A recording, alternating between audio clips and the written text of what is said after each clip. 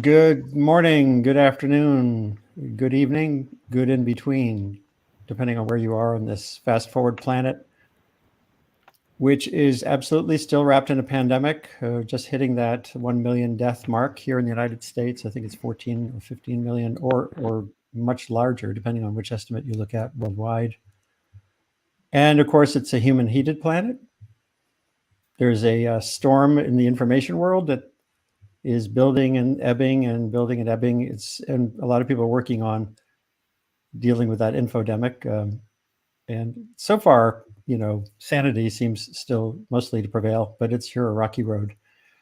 We're going to talk today. This is the second of what will be going forward, a weekly look at the news and trends in the news with journalists, some of my best good friends, and with scientists when that is appropriate.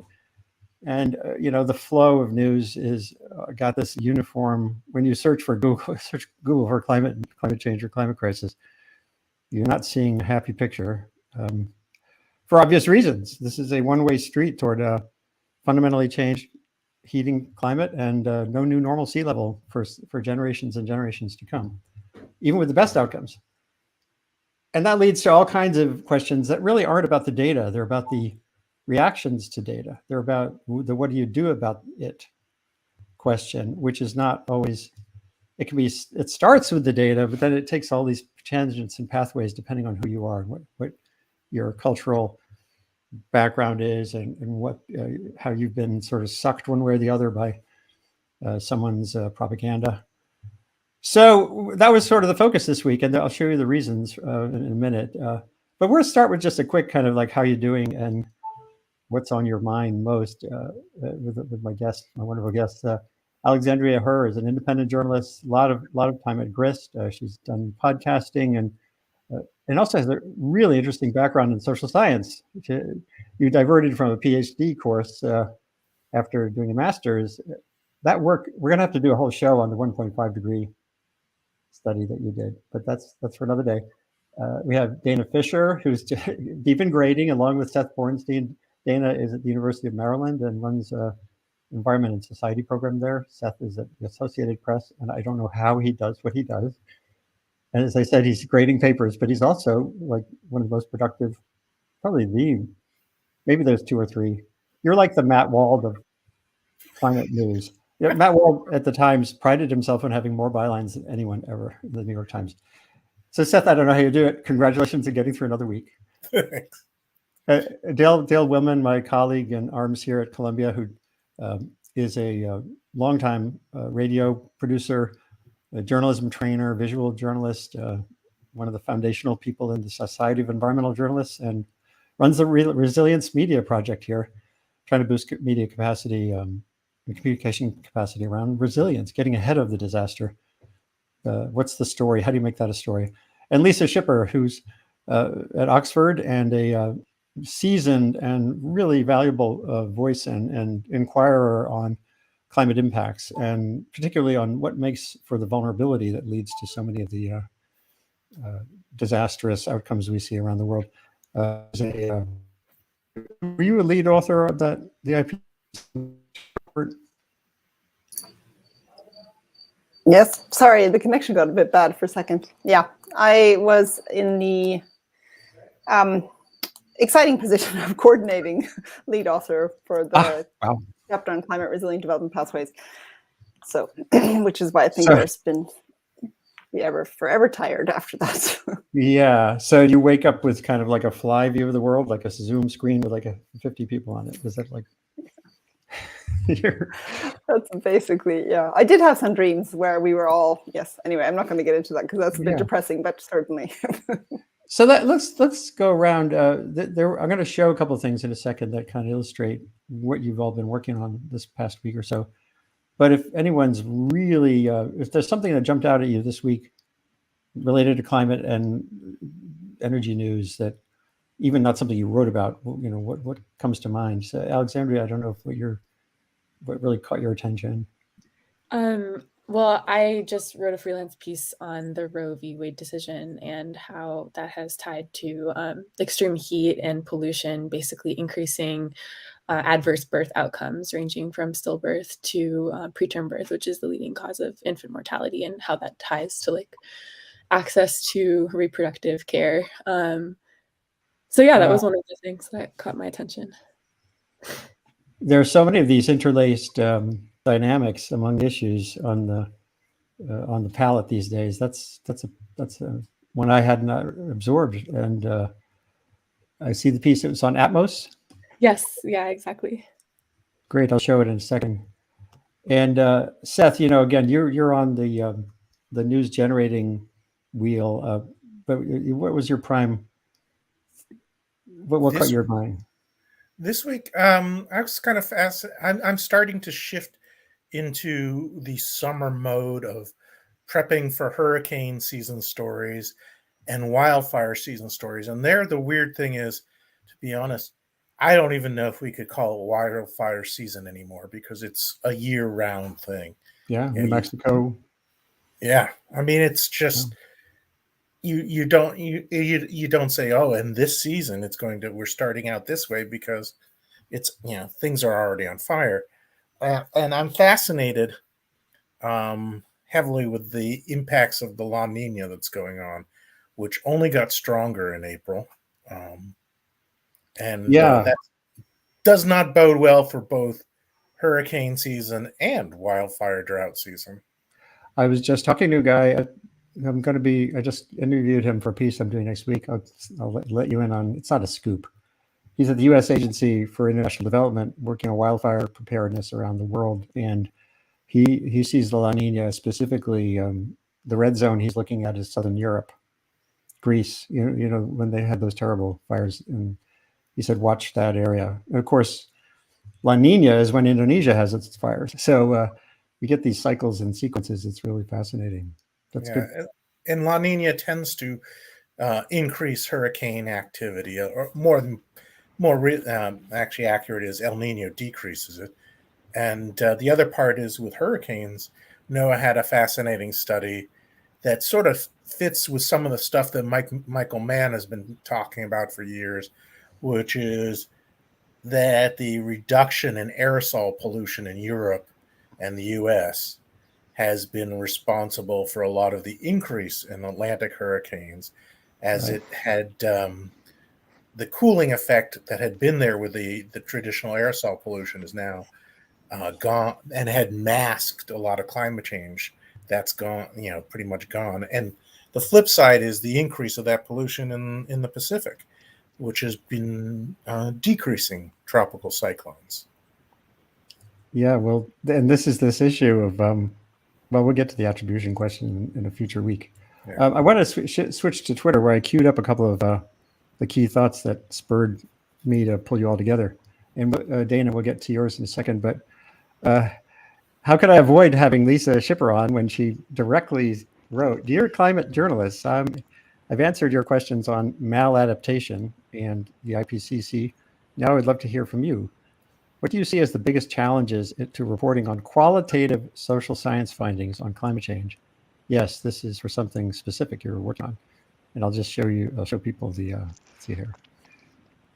And this was so interesting to me. I'm sure Seth and Dale and Alexandria will have thoughts too. We think of science as quantitative. It's all about data. So I guess the first question here, Lisa, is what fits into this category? And I know, Dana, you could weigh in on this too. What fits into this category is really the research that is about my research, but also research that to some extent tells kind of the nuance behind why these numbers matter. Because the numbers are, I suppose, great for catching attention, but at the end of the day, they only matter in a specific context, and that context is often what doesn't get included or rather, it maybe doesn't get prioritized sufficiently. And so, I mean, in the case of maladaptation, I think it was, there's a lot of interest, from lots of journalists, because we have a lot more evidence in the sixth assessment report in the working group 2 on maladaptation. And can you just step back briefly, and for those who haven't heard that term, give a thumbnail sketch of what that means? Yeah, maladaptation is, well, it's the evil twin of adaptation to climate change. Basically, when you try to sort of do something to adapt to climate change, but it backfires so badly that actually you're making, rather than helping people reduce the impact of climate change, actually you make them more vulnerable to those impacts of climate change. And we have so much evidence now that this is happening around the world, and so that's why it was captured in the IPCC report, which is about assessing the latest sort of the science, the knowledge that's there. But I did get asked questions like, can you tell me how many of the adaptation projects around the world result in maladaptation? And we don't know that because we don't even know all of the adaptation projects, which is another issue. But that's partly because there are adaptation projects that are funded and that people are tracking. And then there's, of course, lots of adaptation initiatives that aren't being captured by any NGO or anybody, things that people are doing all the time. And there are also adaptation strategies, but they may also be maladaptive. Just because they're kind of planned externally doesn't mean that they're going to be great either. So that was an example of how do you capture kind of the what for me is really interesting as a social scientist is the fact that often these projects go wrong because the most marginalized people do not get invited to the table to discuss how do these projects get designed. And kind of the background is all about the way that international development, or especially development assistance coming from the global north, from developed countries to the global south, developing countries, how that works. And so there's stories there, if you want, about kind of colonialism and other kinds of things that I just don't know how. To me, it seems like there's a really, rich story there. But I guess that's not necessarily something that journalists find as exciting as I do. Yeah, one of the replies here, Diego Arguedas Ortiz says, I find that journalism loves the concrete and the measurable. A challenge is that qualitative social science can feel hard to fit there. I'd love to hear some thoughts on this. And Dana, we'll talk about how this relates to measuring decarbonization activism too. It's not just adaptation, where the data are not necessarily the... Well, let me just, before you go further, I was just going to add that we had a similar challenge as I was on working group 3 in chapter 13. I was a contributing author, so much lighter a lift, thankfully for me, than for Lisa. But we had similar discussions about how to bring in qualitative data and how to compare it and balance it against quantitative data, which is, a long-term struggle and challenge for those of us in the social sciences, which I know it becomes very hard to communicate to the broader public through journalists and others. So now let's hear from the journalists. Well, hey, Lisa, if I recall on your tweet, you put that this was prompted by a briefing when one of the reporters was asking for data, right? That's right. And it was you, but there was somebody else as well. You weren't the only one. I was going to fess up that it was me. Don't worry, I haven't forgotten, Seth, but it wasn't just you. And I think that in general, these are the kinds of responses that I get. So I think you're not the only guilty one here. Well, I mean, just the trouble is, there's the cliche that the plural of anecdotes is not data. And this is sort of the flip side of that. In reporting, we love anecdotes, although the Associated Press tends to do anecdotal leads a little less than others. But it humanizes. But if you can't broaden it, it's why do I care about this one person? And that's a very hard thing. It's really important to have both the micro and the macro. And without quantitative data, it's somewhat difficult to show that that link to the macro. But I got to cut in here, though, Seth. The claim that qualitative research is "quote unquote" anecdotal is completely wrong. Oh no, I'm not saying that, because let me just finish. It's just to say that the same kind of rigorous social scientific research methods goes into doing proper qualitative research, just like quantitative research, and that's one of the problems is that they get bundled together just because there's much more rich and detailed, in-depth perhaps local data available in this context. But I just think that bundling that together and calling it anecdotal is really problematic. So Alexandria, you've lived at the interface of doing inquiry as a scientist and being a journalist. So how does this feel to you? Yeah, I mean, I feel like this is coming from leaving sort of a social sciences PhD program to become a journalist. And I want to echo Dana's point that like there is so much written. I think there's this question that journalists are trying to grapple with of like what counts as data, and that's a question that's been grappled with, I think, in the world of social sciences and academia for a long time. And I think there's this idea that the only valid form of knowledge is quantitative, when in reality there's all these kinds of other methodologies like ethnography, sort of structured interviews that provide macro level data without relying on numbers. I find that the problem that I face the most as a journalist is getting access to and finding, sort of what's most relevant within that body of research that's coming out. Because, a lot of times as a journalist, when I'm coming across a scientific study that I want to cover, I'm getting it through Eureka Alert, which is like a wire service through AAS. And those are mostly focusing on quantitative studies, or a press release from a university are also mostly focusing on quantitative studies. I wanted to bring up something that you actually posted in that conversation, Andy, because you mentioned just as like a little micro example, you mentioned this study that the New York, or not this a study, but like a piece of data journalism that the New York Times had done about extreme heat in New York. And I really liked that piece. It was a really amazing piece that illustrated how different neighborhoods facing different histories of redlining and racist policy ended up with different levels of heat throughout the city. But I just wanted to bring up an example of a piece of qualitative research that dealt with that same topic. It's this book called Heatwave by Eric Kleinenberg, which is a fantastic and fundamental account of the Chicago heatwave. Exactly. Yeah. And I feel like it's the kind of example. He has some bits of quantitative work in this book, but Can you hold it up again? Yeah. Oh, I like the soundtrack. Sorry. Yeah. Okay. It's called A Social Autopsy of Disaster. And I feel like it's a really good example of a book that has a little bit of quantitative work, but is mostly relying on this sort of ethnographic methodology to tackle this question of like how heat becomes differently, how heat becomes like a social phenomenon as well as a scientific phenomenon. So anyway, that's some of my thoughts. And Dale, I don't know if you have some ideas here too. It's just to me, one point I want to throw in here is this goes way beyond journalism, that funding and policy are torqued toward things that are measurable.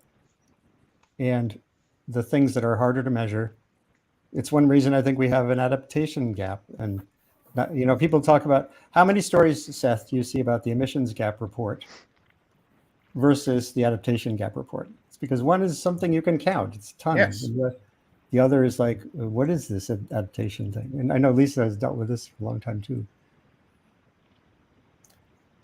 But anyway, Dale, I was pointing to you. Sorry. Oh, yeah. Sorry. No, I something that I've been thinking about this week that plays into this a bit is we haven't talked about the Pulitzers and the announcement of the Pulitzers and the Tampa Bay Times series. If you haven't read it, I'm a chunk of the way through it, but it's immensely powerful, and it's a lot of quantitative data, talking about research and talking about the effect on people, but also, the qualitative aspect are the human stories, and the human stories in this are the most powerful. And so I think great journalism combines the two. It doesn't have to be an either or. And the Tampa Bay Times series is, I think, a powerful example of that, and I hope that everybody reads it. So, yeah, I mean, the problem is that journalists think people always respond to numbers, but it's also a balancing act. What's the thing this week? 1 million COVID deaths, and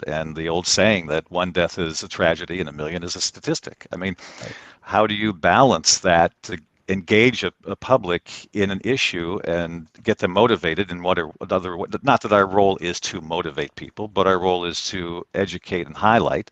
And I would argue that whether we as journalists say this or not, sometimes it is to motivate and to affect change. And some of the most powerful journalism has done that. The Tampa Bay Times story will certainly do that. So anyway, I'm sort of mixing a lot of things together, but I think this is a really critical thing. I talk about systems thinking all the time, and that's essentially what this is. It's a systems way of thinking instead of isolating one element of it. To bring it all together, I think, is the most powerful thing that you can do in journalism. So I want to get into the emotion, the narrative pull, and also, Seth, the story you did on hope, which is again an intangible. What swings someone, like doing a poll on hope versus despair on climate. You can get the numbers, but what's actually behind those numbers is interesting. But I did want to focus on Dana's work. As we said a minute ago, Dana, you were tasked for the IPCC Working Group 3 report, the one on how do we limit warming, with looking at activism. Like, can you measure how activism might actually limit warming? And what was so interesting about the work you've done is, you're looking at it again in a systems way. Activism can spur counter activism. It's not just about Greta. It's about how does that play out on the side of those who are institutionally powerful now. Does it help lock them into power? So can you just summarize? I'm going to pull up the piece you did in Brookings on your paper. But how does this relate to studying that, which is such a big part of the conversation right now, is the movement? Yeah, I mean, so the paper that I wrote, which is called Anthro-Shift in a Warming World, that the Brookings piece basically summarizes that, is this broader, it's building on a broader theoretical paper that I did with Andrew Jorgensen in 2019 that thinks through how we can get to the radical social change that's necessary to address the climate crisis, basically. I mean, the theoretical piece is actually broader about the society-environment relationship, but the piece that just came out in Climate Action this week is specifically about the climate crisis. And basically what the work finds, and this is what I'm actually writing my book on this summer, is that the only way that we can really envision, given historical data, and this is, I'm a mixed methodologist, so I do both qualitative and quantitative research, which basically, I guess, gives me that ability to claim that my work is more systems focused, but it also just gives me a shortcut when I need to give some numbers before I provide my details in my qualitative work.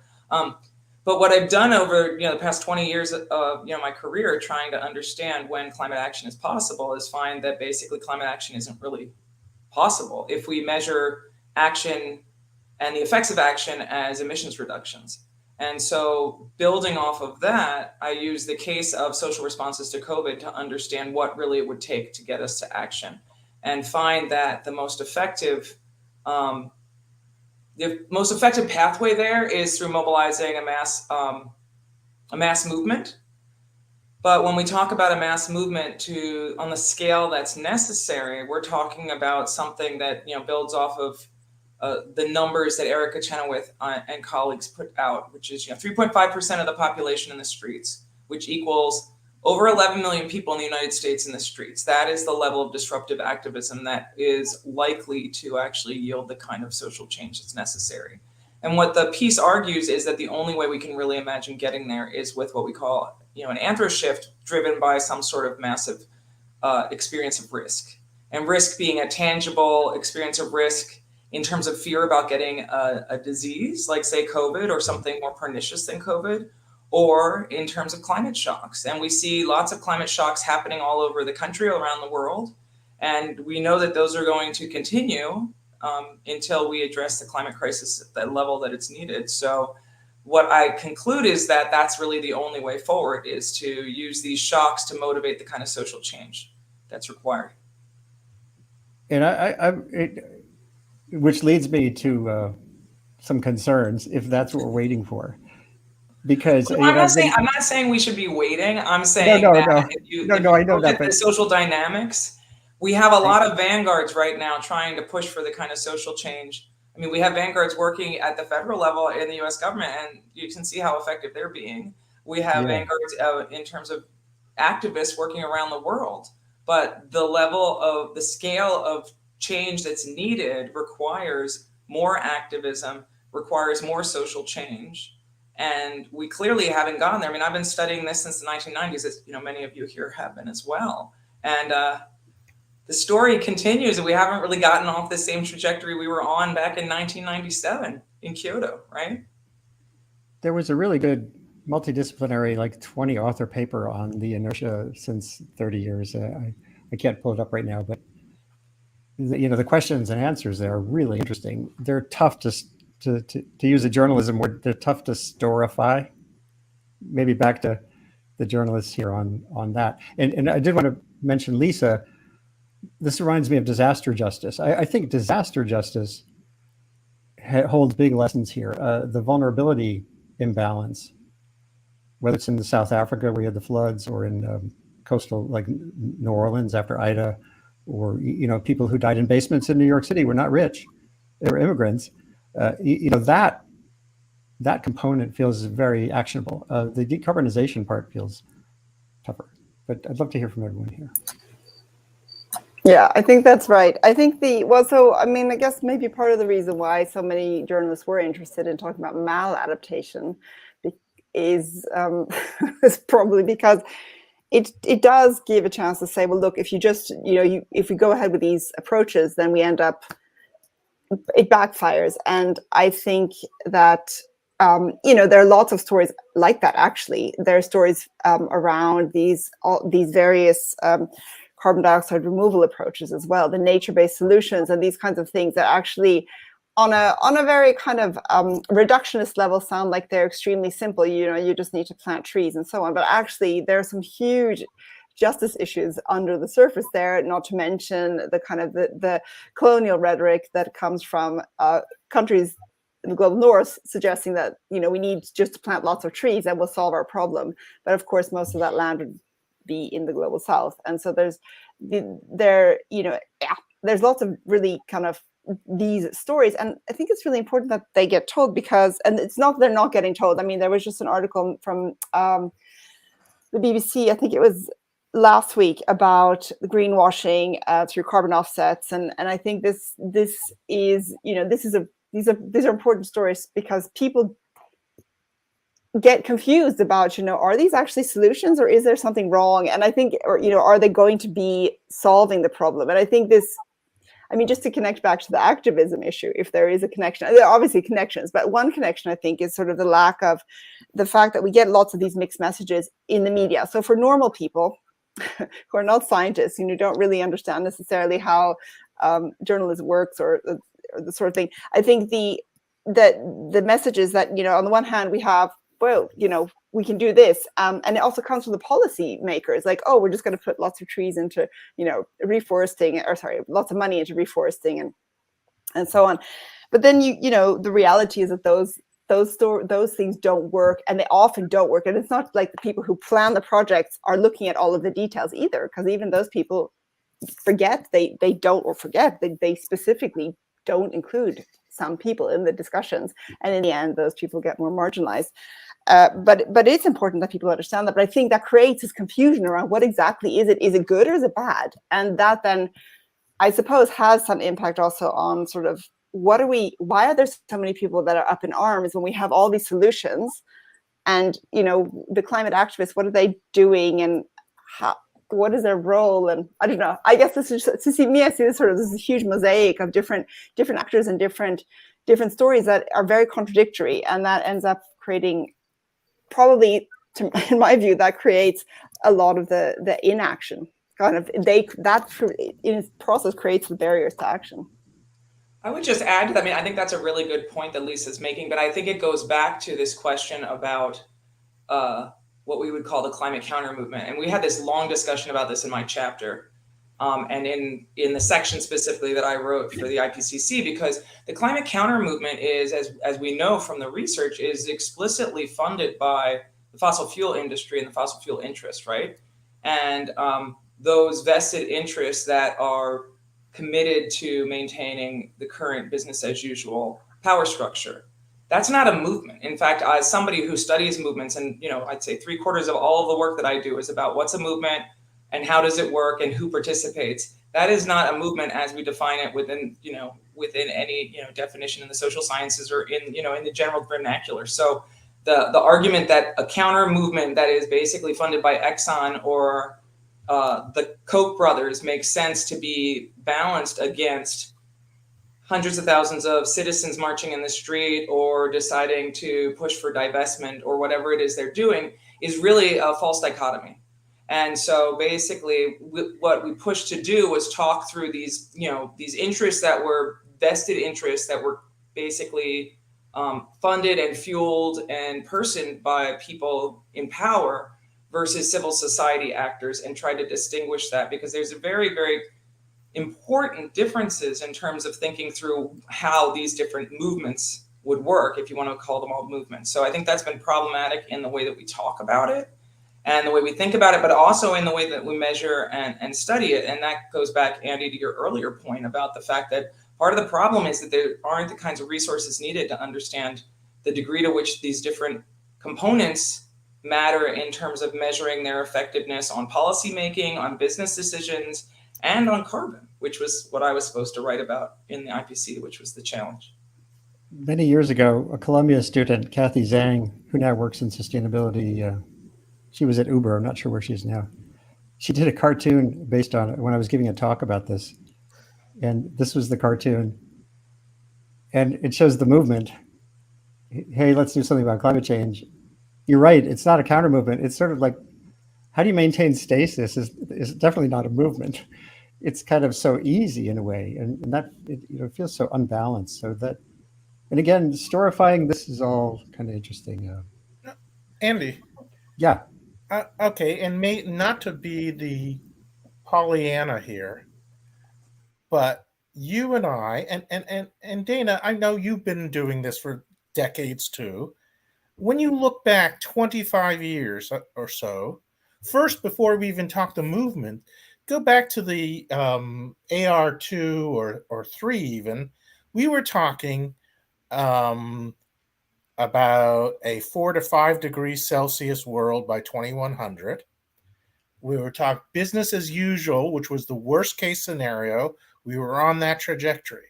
Now the discussion among climate scientists is what used to be called business as usual, the 8.5 scenario is considered unlikely, and the questions are why keep using them, and there's good reasons to use them, but the argument isn't we are on that pathway, is that pathway is not quite as likely anymore. We are, now most of the pathways are talking 2.9 or so in that general area.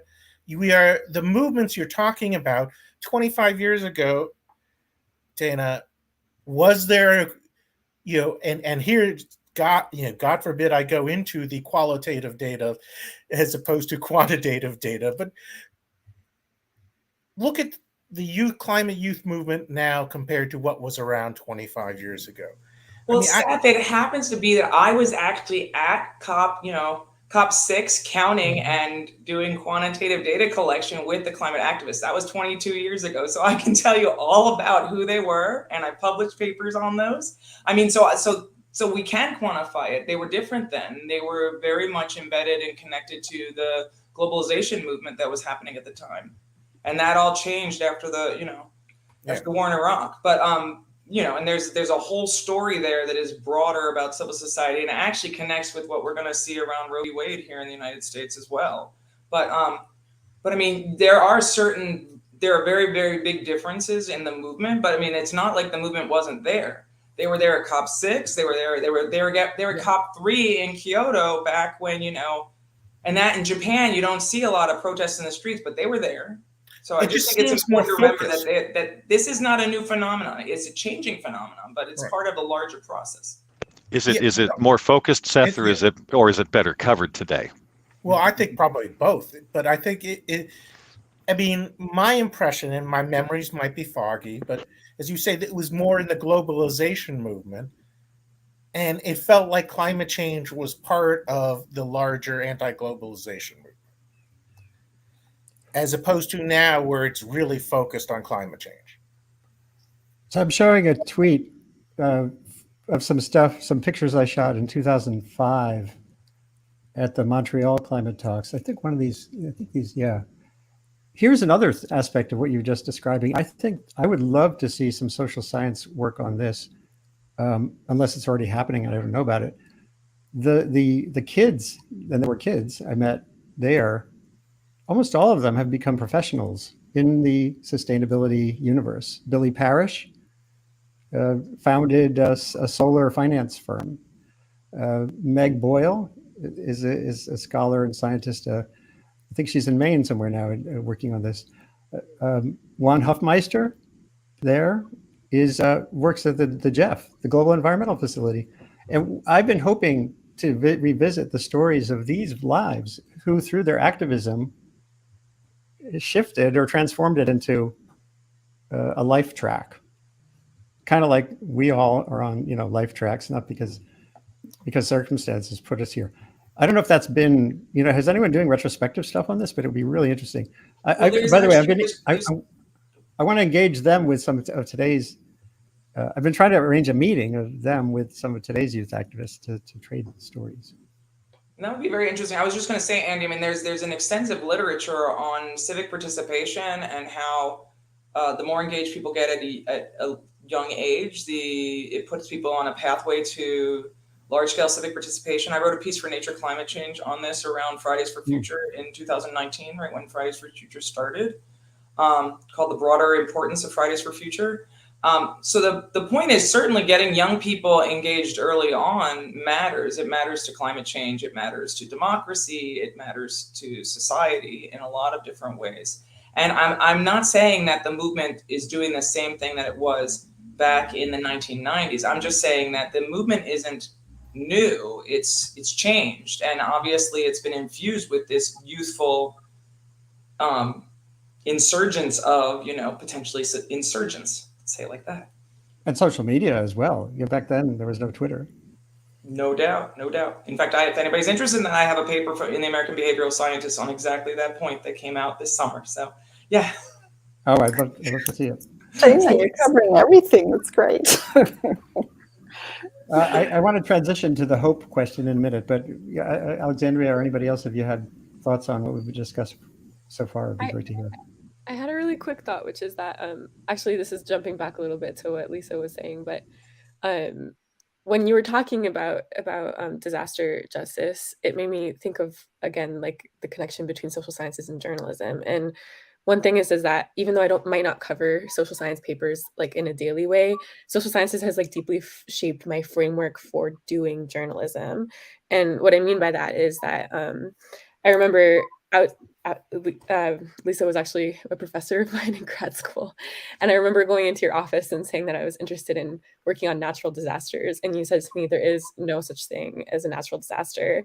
And learning later about like the critical disaster literature that talks about how all disasters are not natural, but in fact, human-made, and a combination of resilience and infrastructure really shifted my framework for covering wildfires, hurricanes today to be not about like the actual event itself, but more of a long-term framework of how to think about how infrastructure and social inequality intersects with those issues. So just all of that to say that kind of looping back to the social sciences and journalism conversation, I think it does inform it in a really profound framework shifting way, even if it's not being covered in the paper in a daily way. There's actually a Twitter account, no nat disasters, and there's a whole bunch of Elon Kelman over in the UK. They really hammered me into understanding that, and it's a really vital crossover that's needed to the climate community. I think thinking about this framing it feels very valuable. Diana Liverman is someone else who helps illuminate my brain. Can I just add that this is, there's actually a paper that's from the 70s that talks about how disasters are not natural. So for people who work in the space of humanitarian actors, I think, and anybody who comes from more of the natural hazards side, they will be very aware of this. And anybody who studies vulnerability understands that this is these are two different things. But I think that's really important. And I think this is an issue. We had another discussion about this with you, Andy, it feels like 100 years ago, but it was only a few months ago, I guess. But I think I wanted to just add something about, hopefully it's relevant here, but one thing that it's I don't want to suggest that it's just that there's a kind of a rift between, social science or qualitative stories and the media, because in fact, within the sciences, we have a tremendous war, and that's really the natural scientists. The models that we have, the way that we work in climate change is something that you have to do in an interdisciplinary way. And so that interdisciplinarity, the way that it defaults is a very reductionist way and allows the natural science messages to dominate. And that's simply because, well, it's partly because communication challenges between different scientists who have different ways of understanding what matters. We see the world different ways, but we also have different ways of understanding what actually that knowledge is. What is it that we're trying to collect? There's great work done looking at this, but I think that is actually where the war starts with. Maybe that's being a bit dramatic, but the problem starts there with this sort of the friction between the quantitative, very kind of model-driven natural sciences, and then the social sciences, the qualitative social sciences, but even maybe the quantitative social scientists, and let's also give some space to the humanities scholars who also have a contribution here and definitely are coming more from the qualitative side, of course, and work in a very different way. So I think there is this sort of, because we also have this message that decision makers want to have numbers. Just like, maybe journalists think that, the readers or the listeners want to, or the viewers want to have some kind of numbers. And I do think that we have a responsibility to actually challenge that notion. And I think we can. And I think with climate change, it's a never ending, well, let's hope it does have an end, but it's a very long drawn out crisis, right? And so we have to think carefully about what do we actually tell, what are we talking about? What are the bits that we're kind of shaving off? We can't talk about everything, but how are we able to kind of carry this story the whole time, us as scientists, also you as journalists, like how do you carry that story, ensuring that those details don't get lost, knowing that a lot of it gets shaved off already at the science, kind of when the science is done. Totally. I'm with you completely on that. But again, thinking about Seth's newsroom at the AP, or Dale worked at NPR for a long time, still does a little bit. Even at Grist, although they've done some good stuff that gets at this intersectional reality, it's a hard sell to do these bigger pieces. And then it's a harder sell to read, to get them read. Because, oh my God, this is murky, complexity. We all know it's real, but making it a story is almost as hard as making preparedness a story, like writing about a disaster before it's a disaster. I do think Seth, I think you... Yeah, I had one of the stories you're highlighting is there's two stories that I did on sort of hope and doomism, sort of the two sides of a coin. I have been pitching that for at least 10 years. Wow. It was only when we had a change inside of AP, a new climate desk, because it is sort of considered fuzzy. And qualitative instead of quantitative.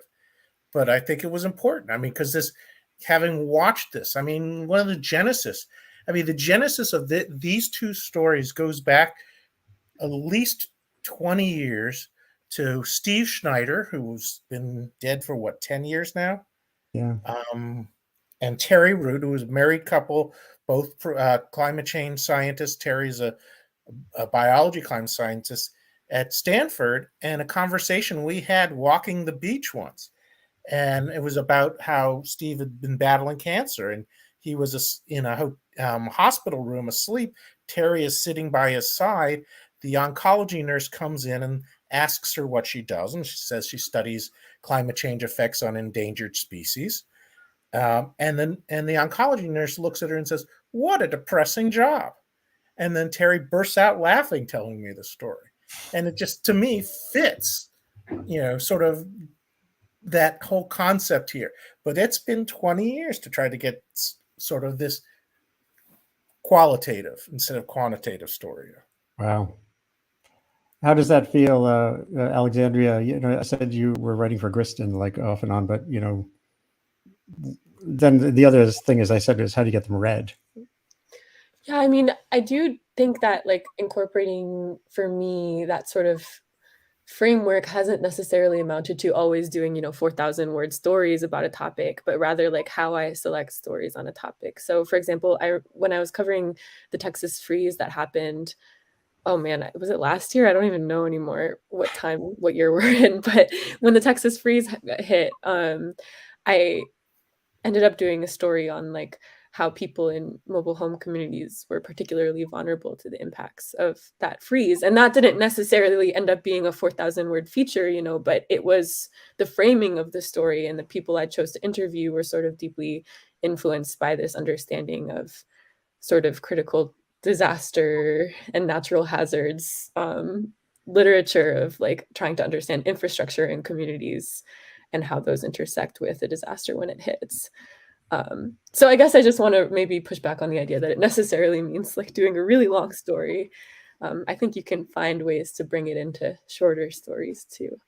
This was not a long story, at least not. Yeah.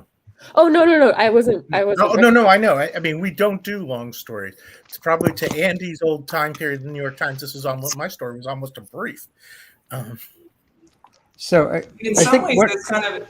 I was just going to say this is in some ways this mirrors kind of the same experience. I don't know if Lisa's had this as well, but I mean, so for example, the piece that you just showed, Andy, which is my piece from Brookings, is basically the Cliff Notes version of the perspective piece that came out in Climate Action this week, which is a perspective version that's more applied around the climate crisis of the theory piece, which is a long piece that came out in 2019 that took 8 years to write with Andrew Jorgensen. So it's the same kind of thing. And the question is, how much do we need to distill these conversations before people are willing to pick them up, read them, and deal with the ideas that are in them? And that's, one of the challenges that I have communicating the science to, the general public. But since this is sort of a journalism thing, I want to get at the point that Seth was talking about taking 10 years to do this. I think you could argue that NPR is one of the places that does this well, but I was writing a paper some time ago and was searching different terms to get at the amount of environmental coverage. And I searched Michael Jackson's, this was a while ago, and there was something like 75 hits in a 1 month period. I searched climate change, and I think the number was 21. But of those 21 stories, 20 of them were basically an interview with an author about a paper that was in Science or Nature. Only one of those 21 stories was a contextual piece that had some qualitative elements to it along with quantitative, the things that are good storytelling and that really connect people with the story. And it is difficult to get these stories like Seth's talking about in especially publications or organizations that are based in Washington, because so much of the coverage, while it may not be just politically focused, it's still in that mold of the horse race, who's up, who's down, and much less in trying to tell those stories that engage people emotionally and get them to care about that issue. And that's, since we're talking about journalism here to some extent, that's the biggest trouble. And I think that many journalists give up in trying to do that. And because they get pounded down so much, 10 years trying to get a story about hope. And I think all six of us would say a story about hope is actually something that's really a value. And it took 10 years to make that happen. I mean, to me, I'm just going to show this one slide, which to me shows how vivid the story opportunities are. Now, this happened in 2016 when I was still flying, to go to Nairobi and to go to Singapore in the same year. One was to visit the Earth Observatory of Singapore, which is a disaster geohazard center. I was on the advisory board. I went to Nairobi for a UN meeting, but I spent as much time as I could in the informal settlements. Matari has 500,000 people, a dozen different tribes, and they're both 80 miles from the equator. They're both tropical humid climates. And one is this Gardens by the Bay in Singapore, shows that if you have wealth and technology, you're in a completely different environment, even though you're in tropical steamy weather 80 miles from the equator. And the story is about vulnerability and differential vulnerability. And it's not about climate change, because we don't even know what climate change is going to do to heat and precipitation in equatorial Africa. The models are really screwy when it comes to that. But we do know that you can reduce vulnerability, and that prosperity makes a huge difference. And that's the same thing. Christy Ebbe in Seattle, one of the world's leading climate and health researchers, has told me like 3 different times no one needs to die in a heat wave. Those are her words. And there's several reasons. And that, and she's all about climate action, decarbonization, but the vulnerability differentials and the reductions in the story that Alexandria mentioned, the couple who is vulnerable, look at those 200 or so people who died around Portland, and a big percentage of them were either in air-conditioned mobile homes or apartments. They're older. And those are all, the problem is they're not climate stories. They're not climate change stories. So the climate media has kind of zoomed in on climate change as this, I'm on a bit of a, sorry. It's something that really frustrates me. If the climate crisis is not the story, the vulnerability crisis is a real story and a huge opportunity. It's just that it's granular. It's and the solutions are on the ground. They're not about global emissions policy. You work on that too, but that's not.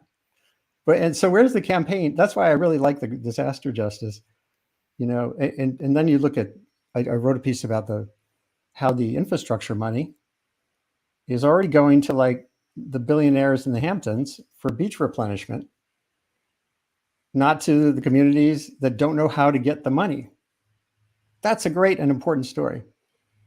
But it's not like the global warming story. I was a judge on the Covering Climate Now awards, and every time there was an award submission related to a story of someone covering COP26, I said, people don't understand. These COP meetings are where these countries have already decided what they're going to say there. There's nothing that happens there that's determinative.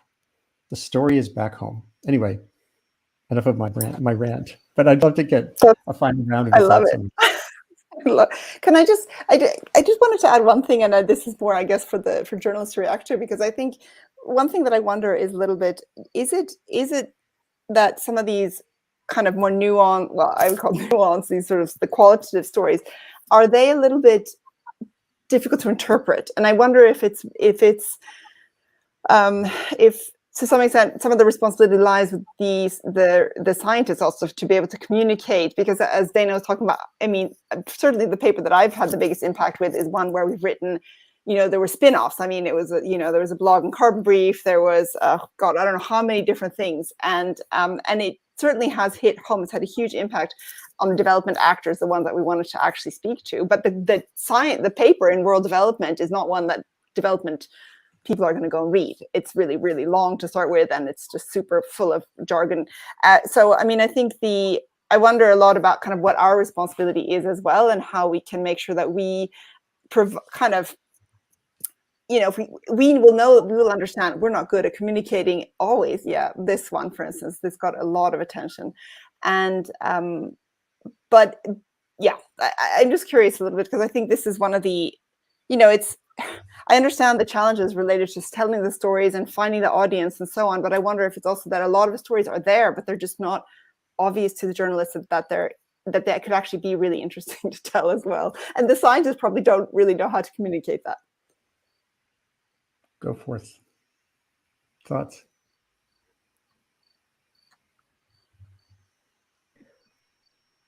Alexandria? I mean, sorry. I do think that it is an interpretation question, because I think even more with social sciences papers sometimes than sciences papers, there can be so much jargon and so much field specific language and words that mean something to a social scientist that don't mean the same thing to a lay person. So I do feel that is a big part of it. But I also think that sometimes these vulnerability stories, these stories about adaptation vulnerability, require more reporting than necessarily like a story that you might find about like what you were talking about, Andy, about like, or I can't remember who mentioned this, but like seeing all these things that were just covering a paper in Nature or Science, because you want to find somebody who's experiencing these vulnerabilities or adaptation related stories on the ground. And that takes some more legwork, some more reporting, then that has to then accompany that study. And that takes more time. And sometimes journalists don't have time. But I think it is a big reason why I think being embedded or really connected to a local community as a journalist is really helpful, because then you have an idea of what's going on in the ground in that community that you can then connect to sort of that social sciences research. And another issue is when you are trying to get a journalist to write the story, and to make it easier, saying, hey, here is a community where this can happen, or here are some people where we could talk to. I think Dana and I actually even went through this once, where you want to talk to some of the people. I think I wanted to talk to some of the activists she talked to, but because of privacy rules and university rules, it made it hard, or impossible, if I recall, right? Well, the situation is that when I collect data, for example, this was the data set that I put together of youth climate activists, and to get ethics approval to be allowed to study them, I needed parental approval to interview all of these youth climate activists, but those data are confidential. I mean, you have confidentiality of your sources. Oh no, and I'm not complaining. But the idea that I can't actually share the lists of the individuals, particularly those under the age of 18, or I'll never do research again that's approved by the university. And I totally understand that, but I'm saying that as an example, one of the issues is, it's a little more difficult when it's some of these fields, because you're trying to say, and here's where you can go and talk to people and get the story, because if you can't tell me that for various reasons, and understandably, it's going to be harder for me, because you got to remember, we have limited time, limited resources too. Well, and I want to get back to what Alexandria said, because and I've got to jump another call in a minute here, but I think this goes at the infrastructure of journalism and the difficulty it is. And while you're talking, Alexandria, it reminded me of Resilient Science Fellowship program I was running at CUNY before I came to Columbia, and we had a small travel fund that specifically aimed at freelancers that could do stories. And the stories I can recall that were published, a lot of them were about vulnerability. And it's because they had some money that gave them the luxury of time to be able to spend on this. And that is a systemic issue in journalism, and the culture of journalism collapsing over the last 20 years, and the lack of resources to do those kinds of stories is a huge problem, I think, for this kind of coverage. And I'll just we're toward the end of the hour. If anyone can stay on a few minutes longer, that'd be fabulous. But it's been a long week, and we're all, papers. It is what it is. I'm going to end with a little flash of what I think is a brilliant and inspired possibility. Fred Mughira is a Ugandan journalist who founded InfoNile.org, a Nile-wide, all across the Nile Basin, collaborative journalism project focused on water. He's also doing an innovative project using hashtags in social media, identifying plastic pollution. And he led me to this end plastic pollution push also in Uganda. And this is the kind of output that they're sharing. So this is like the possibilities to do distributed journalism, to distribute the capacity for communication, to build a movement. And they know what they're doing. They're censusing the stuff, and they've come out with a proportion that's Coca-Cola products. There's data there. So it's like not just the anecdote. So I feel really excited, even with the weight of the challenge of finding sources of hope, the possibilities of new frontiers here that aren't always about one of us telling a story or even engaging in a scholarship, but in spreading the capacity to use tools that we have creatively in ways that can really, get in the face of companies that have the power and maybe get them beyond greenwash. I think we're, at a juncture where this is more and more possible. I see this all the time in conservation, in climate, energy too. But the reality is it's all distributed. It's not like, unless the New York Times or maybe AP has the capacity because you're distributed. You have to have the reach and not make it about your story. Just about spreading capacity seems like a good way to go forward. Thank you all for being here today. Have a good weekend, if you know what a weekend is. Seth, good luck, and Dana with your grading. I haven't had to grade papers for a few years, and I don't miss it. Once in a while, there's one that I assume inspires you enough to keep at it. And everyone should get in touch, please. This is going to be a weekly venture as far as we can do that. Dale and I will be tag teaming on keeping these weekly reflections going. They're saved automatically, so you can share them afterwards. And I'll be writing about them. And I also am running a watchwords program to get at that issue of like different definitions of the word risk. I've just started a series of posts on words that we need to watch and talk about. Mitigate. Wait, did you just say you're doing definitions of risk specifically, though? No, all the words that get muddled. Risk is one. Mitigation between disaster community and climate community. It's like they're talking two different languages with the same word. Yep. That one really gets me. I couldn't agree more. And the last word I'm just going to mention is the word we. Do I have this? Oh, yes. Correctly? Here we go. We need to. We all are in an emergency. So this was the first piece I did. The first watchword is we. What do you mean when you say we? Who is the we who is at risk? Yeah. And then that can lead to lots of clarity going forward. Thanks again, everybody. Thanks for having us. Thank you. Take care. Bye-bye.